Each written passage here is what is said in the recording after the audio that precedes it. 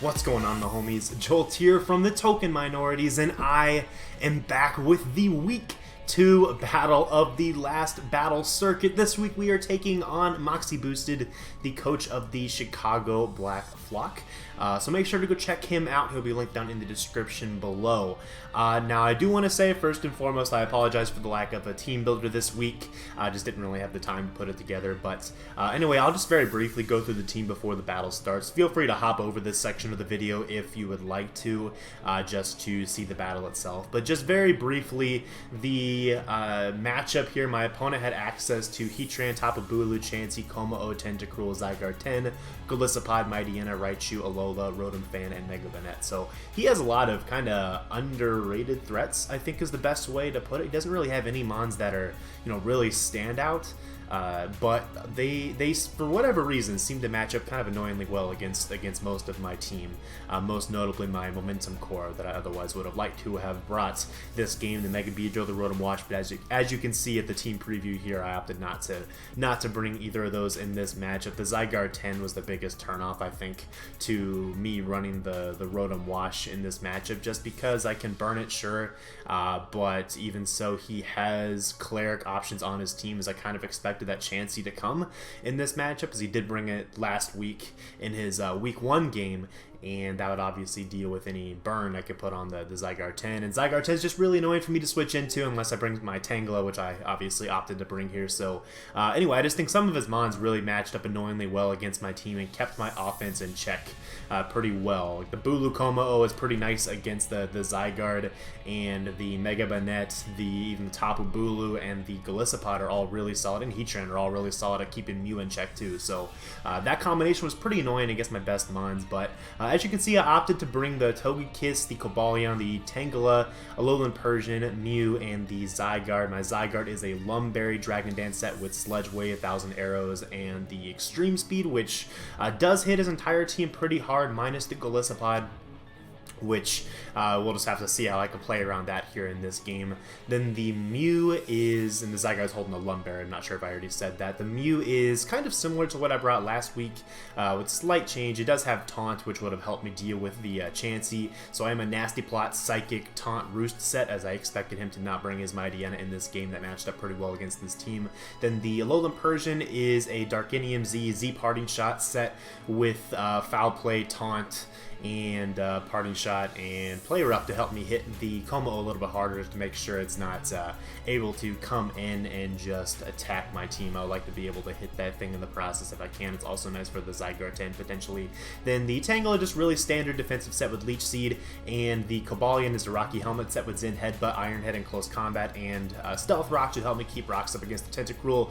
And then the Togekiss is kind of cheeky. It's a Choice Banded Trick set to hopefully remove the item from the Heatran specifically, or the Chansey if he brought it, but most notably I wanted to catch the Heatran with this set, as that will make my Mew's job a lot easier later on in trying to win the game. So really the game plan is to try to win with Mew or Zygarde, and support that then with Trick Togekiss and the Z Parting Shot from the Persian.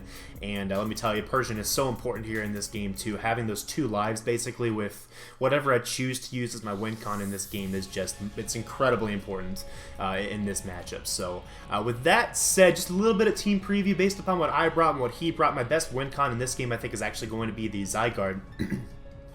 Or really the Zygarde or the Mew. It kind of depends on what he lets me weaken. The Mew is annoyed by the combination Mega Banette and Golisopod especially. I didn't expect him to bring both of those, let alone honestly one of them. I thought both of them would actually be left at home, and he would rely on stuff like the Tapu Bulu and the Heatran to try to deal with the Mew. But he did bring his 2 solid offensive responses to the Mew as well, which is going to make Mew's job a little bit more difficult, I think, here in this game, which makes my Zygarde probably a better win condition, especially if I'm able to lure in the Bulu and weaken down the Golisopod. So I am going to most likely try to win this game with the Zygarde here, and we'll just kind of have to see how that goes. But my dedicated lead in this matchup is the Togekiss, just because it is able to hopefully lure in the Heatran early. I think a Heatran lead is very likely as well. So anyway, we're going to go ahead and jump on into this game against Moxie Boosted.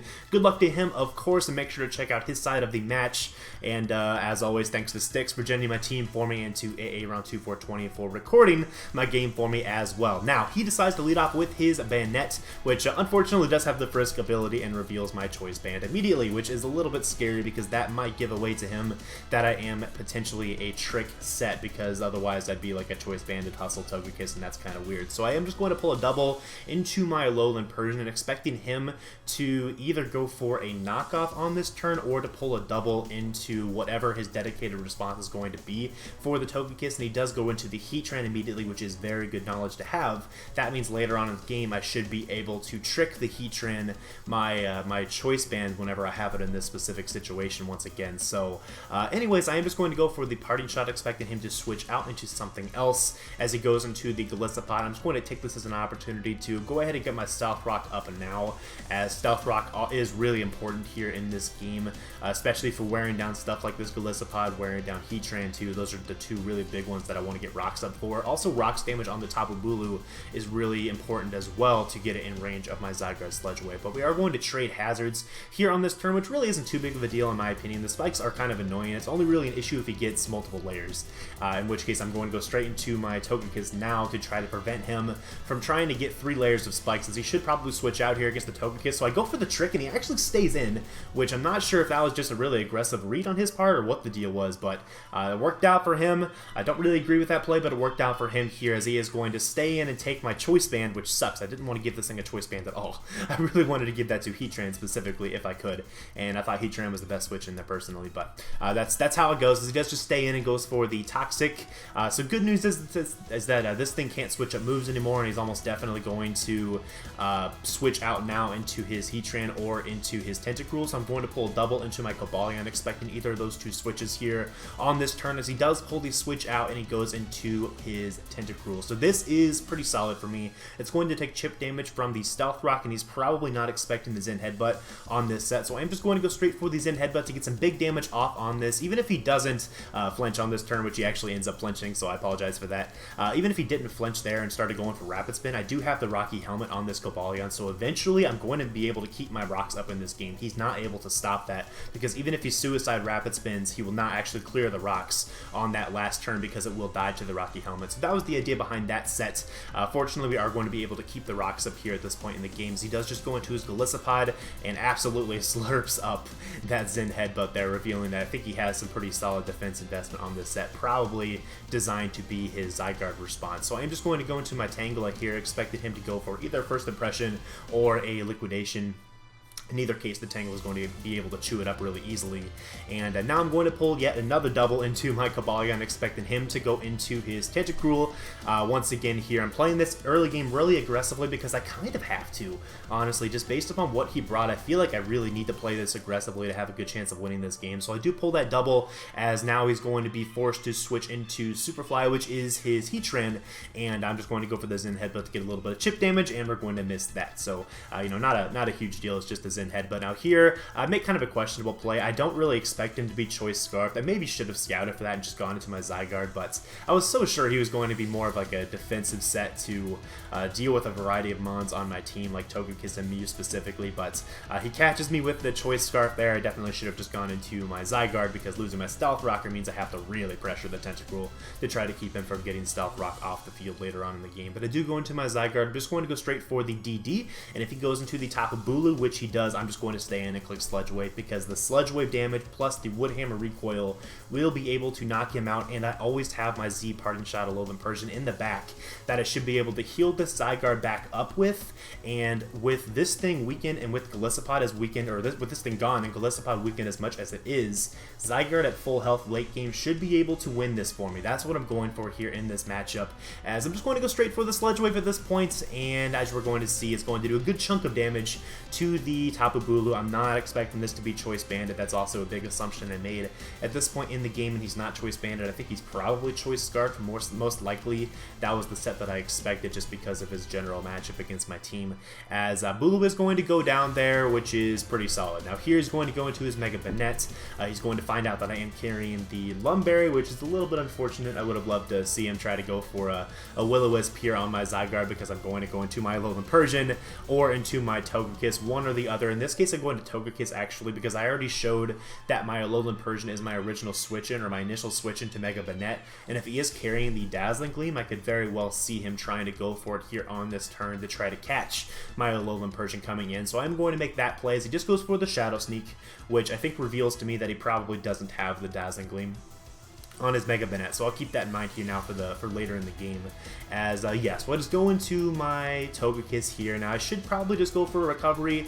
I could also just go for an Air Slash, expecting him to go into his Tentacruel to try to Rapid Spin away the Stealth Rock. It's kind of a 50-50. I opted to go for recovery, expecting him to make a safer play into something like his Heatran here on this turn, as he unfortunately goes into the Tentacruel, which really sucks, because now he's going to be able to get rid of the Stealth Rock. So yeah, at this point, really regretting sacrificing off my Cobalion to the unscouted Heatran. I should have definitely scouted for the Choice Scarf earlier on in the game, there's no doubt there, as he's going to be able to get a Rapid Spin off now against my Togekiss, as I do have a Wish in the air. I'm just going to go for the Air Slash and knock this thing out and get a bunch of my health back, but honestly, I would have much preferred to keep the Stealth Rock on the field. So in hindsight, it would have made a little more sense to go for Air Slash on that turn, but we still have a good chance at winning this game with the Zygarde if I can just get a little more chip damage off on the Golisopod. So that's going to be what we're going for, as yeah, Togekiss is going to get back up to a good amount of health, and now he's going to go into his Heatran. Now the thing about Togekiss is that it's really fat. Okay, I have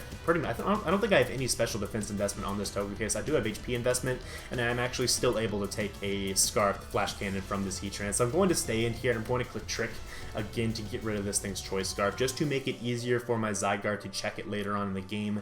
If I, for whatever reason, don't have a Dragon Dance up, I wanted to get rid of that Choice Scarf. It also means my Mew will outspeed it, which is my other win condition at this point in the game too. If I can get rid of either Golisopod or the Mega Banette, the Mew is looking a lot more threatening against him as well. So a lot of pieces are kind of coming together here at this point in the game. I just need one of his pieces to fall for one of my two Mons to be able to really put in the work. So I'm going to go into my Alolan Persian here, and at this point, oh my lord, this is when I realize, guys, I didn't bring Darkinium Z on my Persian. I had Poisonium Z, which was right next to Darkinium Z in my list of Z crystals in my box, or in my bag. And I apparently put Poisonium Z on this Persian for literally no reason other than I didn't click Darkinium Z for whatever reason in my bag. So my Persian actually doesn't have Z Parting Shot, which is an absolute game changer. It's so huge because I let Zygarde take all that damage earlier on in the game. Now I have to play even more aggressively to have a chance of winning this game at all, because I can't heal up my Zygarde to where I wanted it to be, and I don't really think Mew is going to be able to win this game on its own unless I can get rid of either Mega Banette or the Golisopod. One of those two have to go for Mew to be able to clean up the game. So really now the game plan for me is to try to knock out one of those two Pokemon. I have to, for Mew to be able to win, because Zygarde is too weak to win now. It's not going to be able to. He has way too much priority on his team. I needed to be outside of range of Mega Banette's Shadow Sneak. I needed to be outside of range of Golisopod's First Impression, and Z Parting Shot was meant to help me do that, as well as take a hit from the Heatran to set up on that potentially. So, man, that really, really sucks. But we still have a chance. We just have to play really well and really aggressively here. So he does just go into his Golisopod.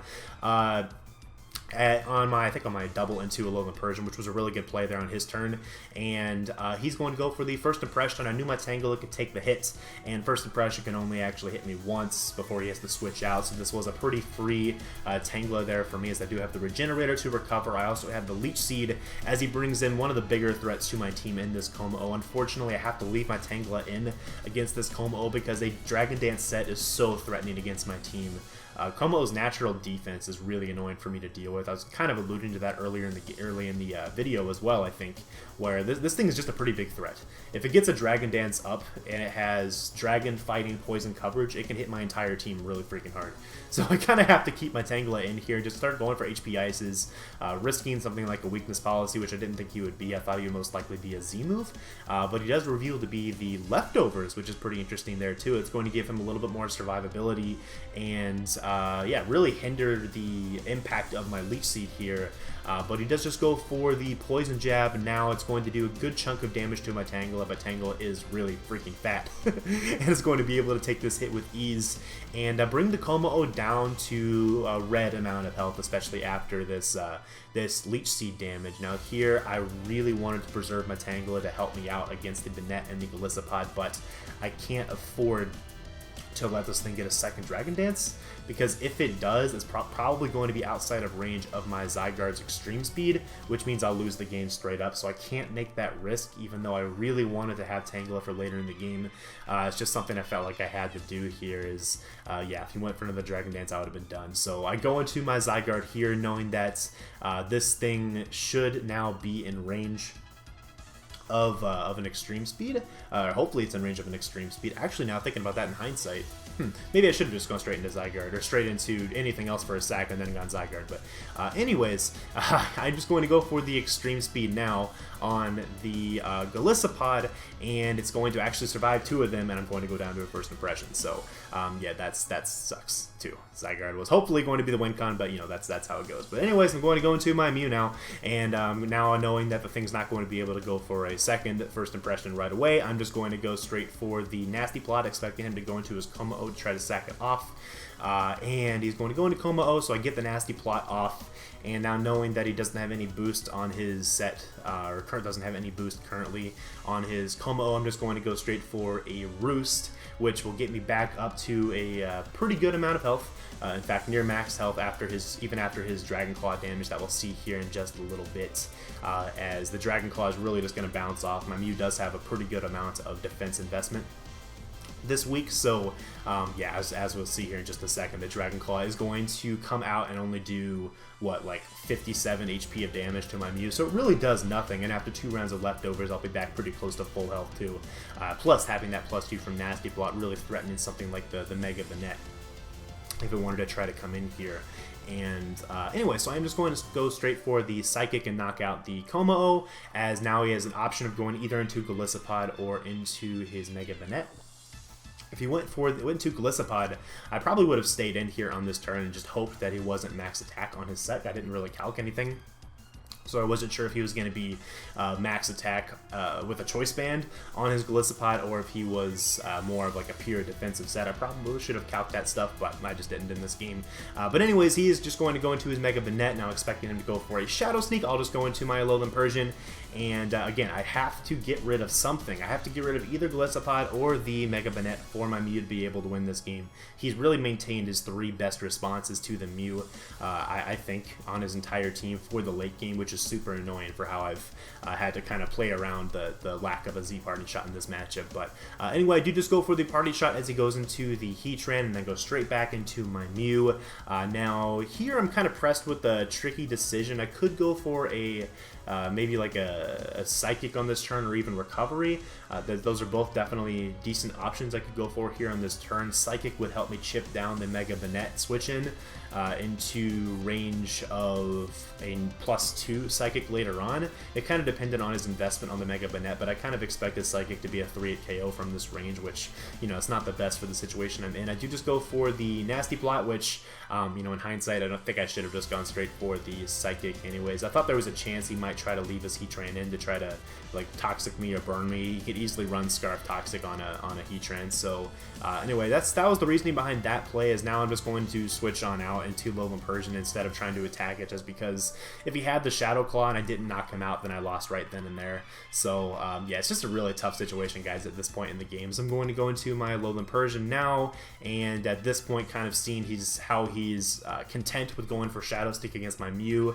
Now I'm going to try to make the same series of plays, I guess, that I just kind of alluded to, where I'm going to click Psychic on the incoming Banette over and over again as much as I can, until I can hopefully knock that thing out and have a chance to win with my Mew. But even combination of Heatran and Golisopod is really a problem for Mew. And imagine if I had Stealth Rock still in this game. If I just kept my Stealth Rock up, played a little more aggressively with the Togekiss, this would have been a totally different endgame, I think. But unfortunately, this is just kind of where we're at right now. We really have to try to to get this Banette weakened. I'm going to see how much the Shadow Sneak does. I'm going to pretty much play based on the assumption that he doesn't have the Shadow Claw on his Mega Banette. So I get some good chip damage off against this thing now with the Psychic. He's now into range of one more Psychic, so I can just go straight for a Roost and see if how much health I can get back on this set. Which, as you can see, I do barely survive that hit, and it is doing under half to my Mew. So I am able to actually survive the series of plays against this Banette, which gives me a chance to win the game. Really what it comes down to is, one, his Golisopod can't be a max attack variant. If it's max attack banded, it should be able to knock out my Mew in one hit after the spike. Which, yeah, so if he is a max attack Golisopod, as Mega Banette does go down, thankfully, if he is a max attack Golisopod, then I don't think there's any way I can win this game just based upon the lack of sacks that I have left on my team. It's 2v2 right now, but every time Golisopod comes in, if Mew is not at full health, I have to sack something. It's going to be the Persian here at this point. And yeah, so Persian's going to go down here to the first impression. This will give me a chance to recover with my Mew as he goes into his Heatran, which is fine. My Mew does have a good amount of investment to where it can take stuff like a Flamethrower and a Flash Cannon. I can't really take a Fire Blast very well from the Heatran, which he has revealed to have on his sets.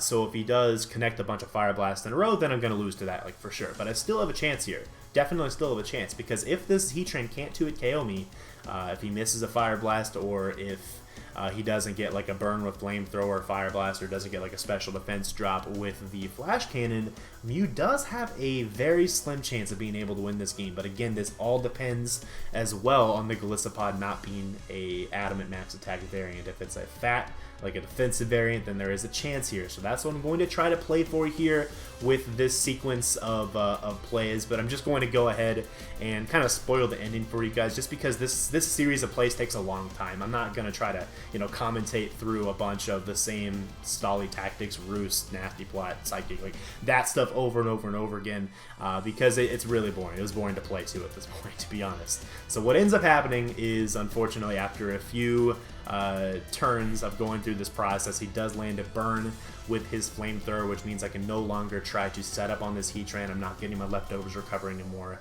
and I'm not actually going to be able to even knock out the Heatran, let alone try to knock out the Golisopod either. So we are going to lose this game. Really unfortunate, because honestly, you guys can make the judgment for yourself, but I really felt like we had a good chance to win if Zygarde was able to get back up to full health from the Z parting shot. Entirely my fault. Maybe I'm washed up. I don't know, man. But that's just kind of how it went down here in this game. Lack of Z parting shot was absolutely huge in the outcome, because there's the burn there. That's just how the team was designed. I needed the Z parting shot to help keep my team alive against his combination of threats that I kind of struggled to offensively deal with in the first place. So yeah, that's kind of the story of this game. Kind of an interesting day for TTM. If you haven't already seen Styx's upload from earlier in the day, he had a bit of a questionable decision in his game too, or not really a decision, just a questionable omission from his team as well. So I guess we both forgot how to play Pokemon, or how to play on Wi-Fi this weekend. So anyway, we apologize for that. Hopefully it won't happen again. But anyways, yeah, I'm probably going to just sign off this video here before the actual replay concludes, or I think it will be pretty close here. I know I stopped trying to go through this whole process pretty quickly after I got burned, because it was looking like there was no real way I was going to be able to pull through, especially when you could easily get a Flash Cannon Spadef drop. So anyway, great game to my opponent, Moxie Boosted. Make sure to check out his side of the battle. Again, his channel link will be linked down in the description below. Make sure to answer the question of the day as well, which again I haven't really thought of quite yet. So it'll be on the layout. Just make sure to take a look at that and let me know what your thoughts are on the question of the day. And yeah, so I think we're about done here. Next week, I actually don't know who we play. Let's see if I can find that out real quick for you guys while we wait for the battle replay to end. So week 3, we play the Calgary Infernape, which if I recall correctly might be AA round 2420. So the guy who normally is recording our games for me is going to be our opponent here next week. So we'll have some fun with that one there for sure. He's a pretty cool guy, so it'll be a good game next week too. So I hope you guys are looking forward to that. Thanks for watching, and as the battle actually concludes right now, we timed that beautifully. As the battle concludes, yeah, it was a loss, not the best loss of my career, to say the least. I'm kind of upset about how I lost that game, especially when I felt like I played it pretty well for the most part, with a couple of small misplays here and there. The team itself should have probably worked out, but anyways, we'll go ahead and sign off. Thanks for watching, guys, and I will see you all next week. Peace.